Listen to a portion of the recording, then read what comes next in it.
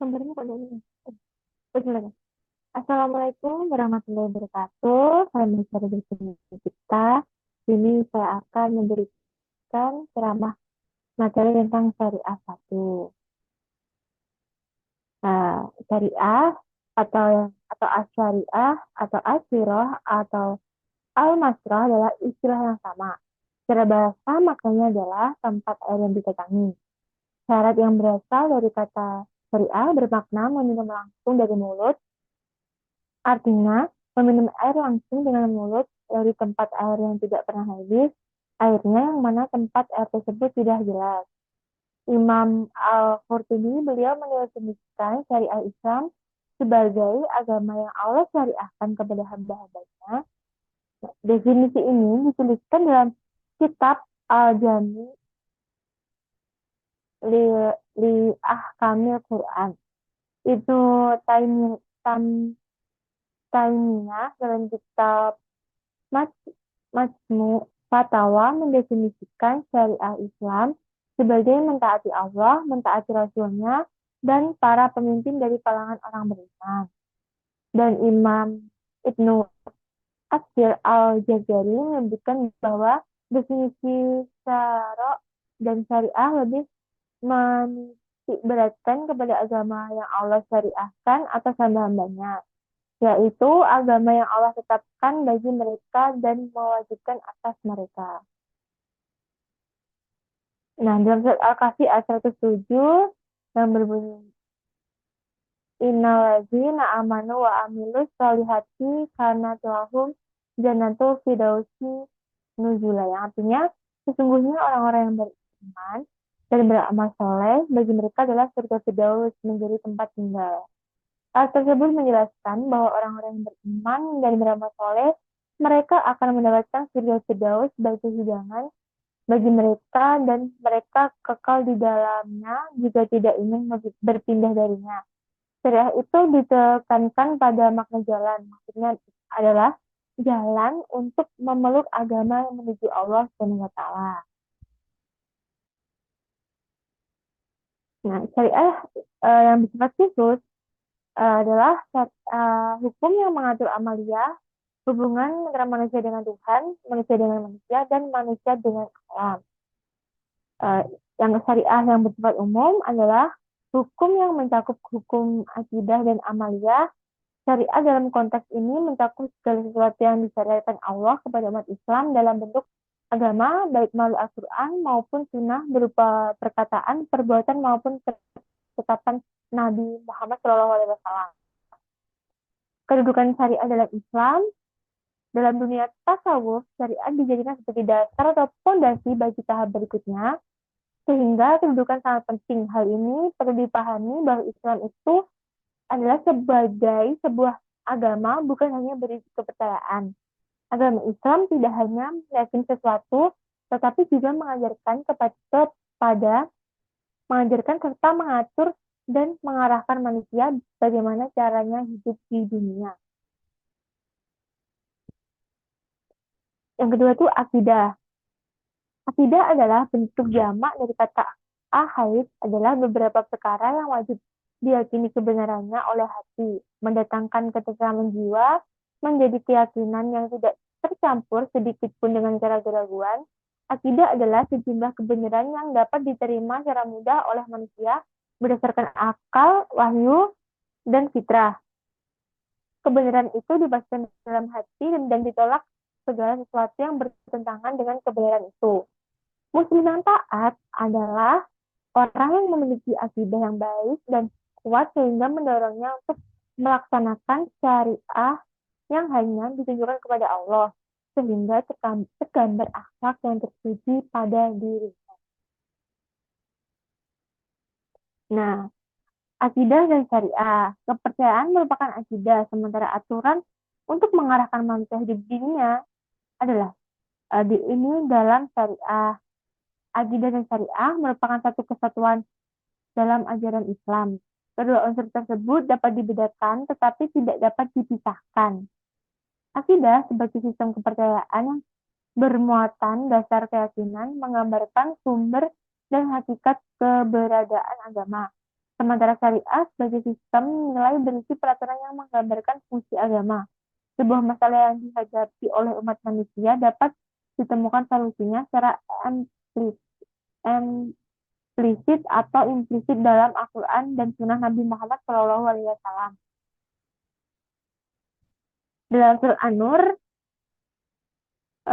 yang berbunyi wa adalahu lazina amanu minkum wa amilus solihati layastakfil panahum fi ardi kama takafal lazina qablihim wa laymakin nama lahum dinahumul lazi zirtada lahun wa layubadilanahum min ba'di kaufihim amna ya'budu nani layus sikunna bisai'i wa man kafara ba'da zalika faulaika humul fasikun, yang artinya, dan Allah telah berjanji kepada orang-orang yang beriman di antara kamu dan mengajarkan amal-amal yang soleh bahwa Dia sungguh-sungguh akan menjadikan mereka berkuasa di muka bumi, sebagaimana Dia telah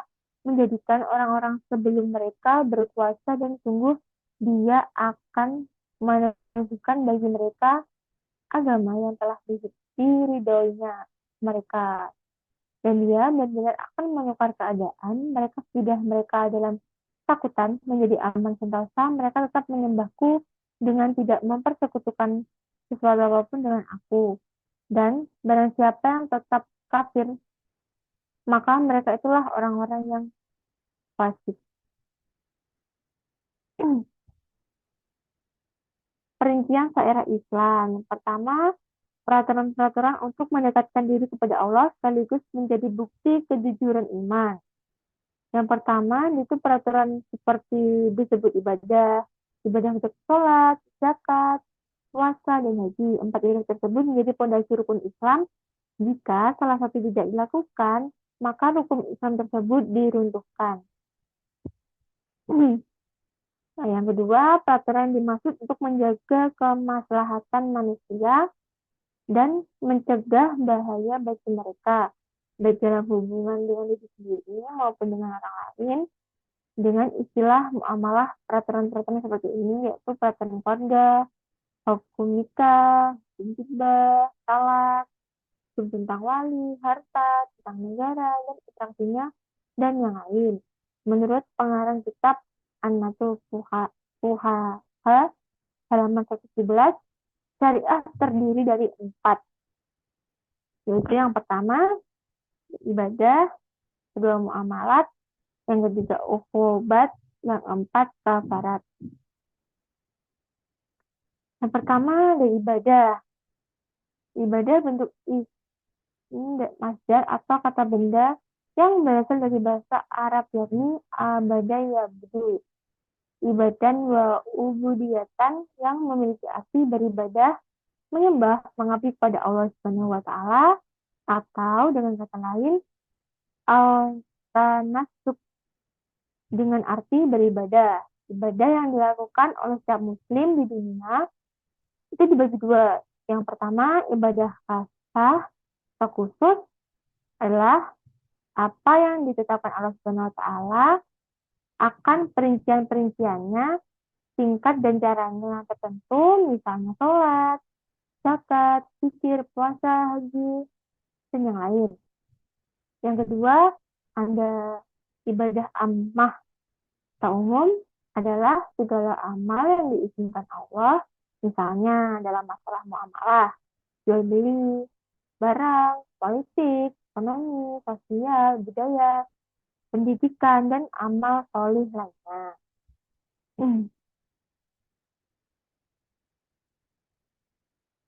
Yang berikutnya ada prinsip-prinsip ibadah kepada Allah. Yang pertama, hanya menyembah kepada Allah semata. Yang kedua, ibadah dilaksanakan tanpa perantara. Yang ketiga, ibadah dilaksanakan dengan ikhlas karena Allah. Yang keempat, ibadah harus sesuai dengan tuntutan Nabi Muhammad SAW. Yang kelima, ibadah yang dilakukan harus seimbang antara unsur jasmani dan rohani. Yang keenam, ibadah mudah dan meringankan. Nah, yang kedua itu ada muamalah, yaitu secara etimologi berasal dari bahasa Arab, yaitu amala yu'amilu muamalatan wa imalan, yang artinya berinteraksi, bekerja. Muamalah adalah hukum yang mengatur hubungan individu dengan individu lain, atau individu dengan negara Islam, atau negara Islam dengan negara lain. Prinsip dasarnya atau kaidahnya fikih muamalah ini adalah yang pertama, muamalah pada dasarnya boleh. Yang kedua, muamalah yang dilakukan untuk mewujudkan kemaslahatan. Yang ketiga, menetapkan harga kompetitif. Yang keempat, meningkatkan intervensi yang dilarang. Yang kelima, menghindari eksploitasi. Dan yang keenam, memberikan kelenturan dan toleransi. Dan yang terakhir, jujur dan amanah. Selanjutnya, ruang lingkup muamalah itu dibagi menjadi dua. Yang pertama, ruang lingkup muamalah ada dia, itu ruang lingkup muamalah yang bersifat ada dia adalah ijab dan kabul, saling meridhoi, tidak ada keterpaksaan dari salah satu pihak hak dan kewajiban, kejujuran pedagang, tidak ada penipuan, tidak ada pemalsuan, dan tidak ada penimbunan dan segala sesuatu yang bersumber dari indera manusia yang berkaitan dengan pendistribusian harta dalam hidup bermasyarakat. Yang kedua, ada ruang lingkup muamalah madiyah, yaitu ruang lingkup muamalah madiyah adalah masalah jual beli, gadai, jaminan dan tanggungan, perseorangan atau perkongsian, perseorangan harta dan tenaga, sewa menyewa, pemberian hak guna pakai, barang titipan, barang temuan, garapan tanah, sewa menyewa tanah, upah, gugatan, sayembara, pembagian kekayaan bersama, pemberian hadiah, pembebasan, damai, dan ditambah dengan permasalahan kontemporer seperti masalah bunga bank, asuransi, kredit, dan lain-lain. Nah, nanti dalam bahasa Arabnya bisa dibaca di dalam PPT saya ini, nanti bisa di-download ya.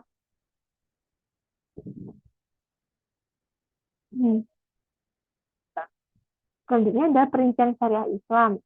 Nah, syariah ini sumbernya dari Al-Quran yang telah mencangkup khasnya dan muktamal atau makna yang memungkinkan dipahami atau implisit dari al-hadis sahih.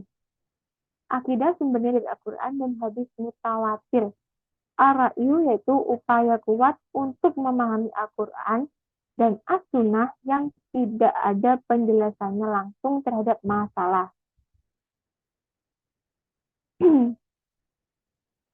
Nah, masuk fikih dalam syariah Islam, masuk syariah dalam fikih bahasa dari bahasa Arab, yaitu dahasaba, nazabu, dasban, wa mazaban, yang memiliki arti pergi, berjalan, dan berlalu. Kata mazhab sendiri juga berarti kepercayaan, doktrin, ajaran mazhab, dan teori. Nah, sedangkan dalam secara terminologi mazhab dalam fikih, ilmu fikih meliputi dua pengertian, yaitu yang pertama, jalan pikiran atau metode yang digunakan seseorang mutajid dalam menetapkan hukum suatu peristiwa. Yang kedua, pendapat atau fakta seorang mutajid atau multi tentang hukum suatu kejadian atau masalah. Nah, pada awal generasi sahabat dan tabi'in, perkembangan mazhab banyak bermunculan dan mulai mengketurut menjadi 4 mazhab, yaitu mazhab Hanafi. Ini bagi pengikut Imam Abu Hanifah. Dasar penetapan hukum ini adalah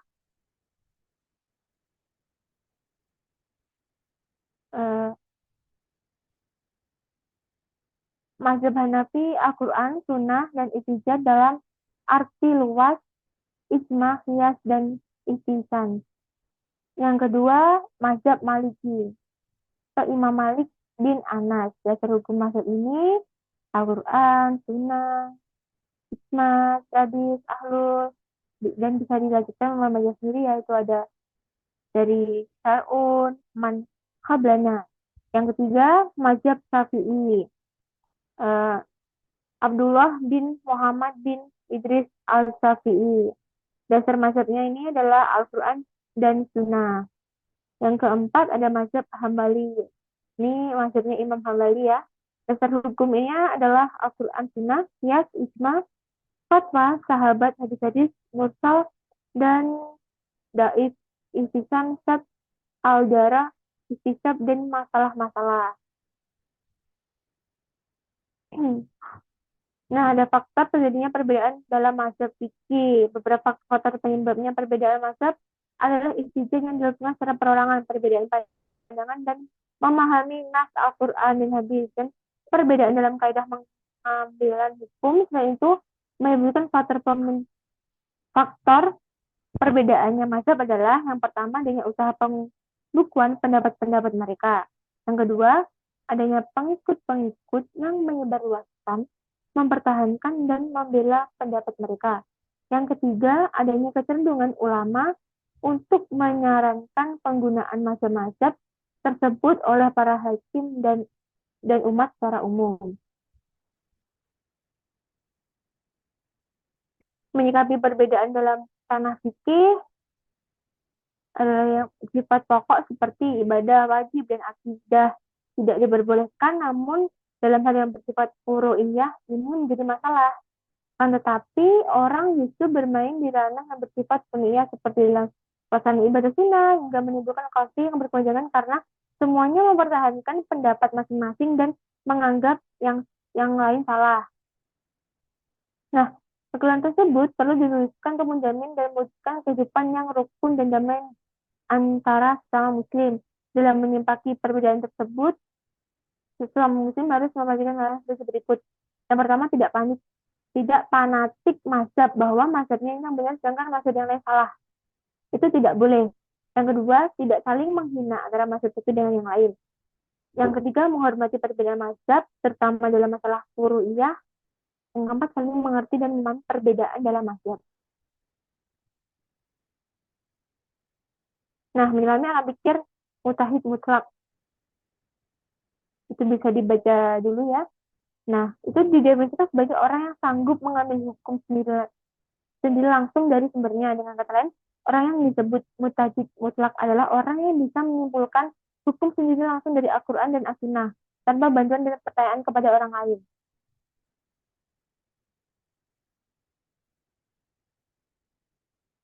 Nah, ini ada hadis-hadisnya. Jika didengungkan dengan serius, justru akan menunjukkan sejumlah hukum-hukum penting. Ini bisa dibaca sendiri ya. Nah, boleh bercanda, boleh mengulang, candaan, boleh mencari anak yang belum memayis, boleh berulang mau juara yang tandai, disyariatkan tawadu sehingga tidak merasa rendah dengan kecil, bisa menilai dengan tanda-tanda yang terlihat oleh mata karena Rasulullah bersikap lembut terhadap kawan besar maupun kecil, kobar ahad diterima, sebab yang menjawab penyebab kesedihan obaran adalah salah satu orang, dan yang terakhir biasanya memberi kuliah untuk anak kecil, nanti bisa diulangi dibaca sendiri.